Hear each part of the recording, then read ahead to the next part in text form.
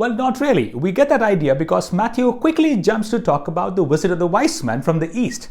However, the visit of the wise men happened much later, perhaps when Jesus was about 1 year old or even a little older. Remember, that's why King Herod decreed the death of all the children under the age of 2. So while the shepherds visit baby Jesus, the wise men visit Jesus when he was a year older.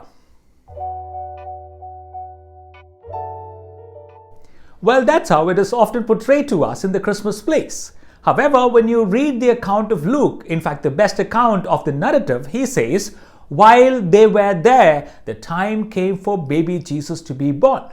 Notice the words, while they were there. Now, scholars believe that this means Mary and Joseph were in Bethlehem for at least a week, few weeks at least, or even a month before Mary actually delivered baby Jesus.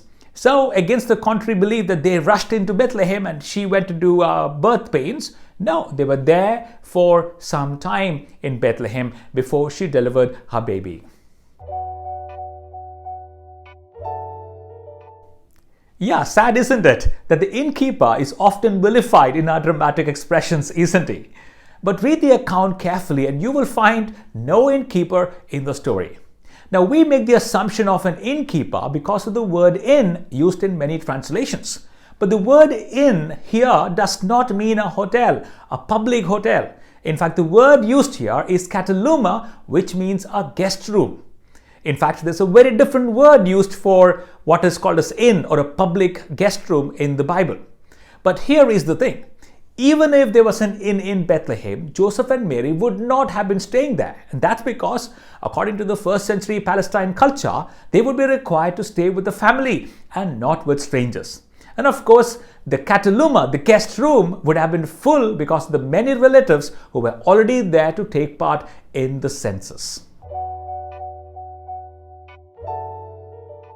Well, we get the idea of a stable because of the word manger used in the story. Luke 2:7 reads, she, Mary, wrapped him, Jesus, in clothes and placed him in the manger. However, if you look close, there is no mention of the place of the birth of Jesus as such. Note, it only says she wrapped him and placed him in the manger. Now, scholars are of the opinion that he was born in the presence of relatives, women in particular, who helped in the delivery of baby Jesus. But because there was no room in kataluma, the guest room, baby Jesus was wrapped and kept in the manger. Now, manger meaning the feeding tray for the animals. That too, he was kept there for a very brief time.